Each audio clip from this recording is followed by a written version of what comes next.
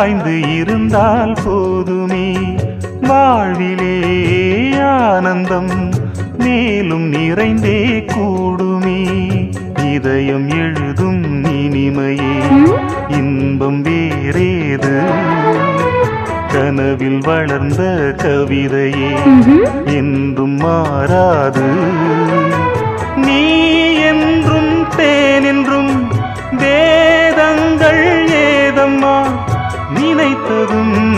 இனித்திடும் காதல் பூமழை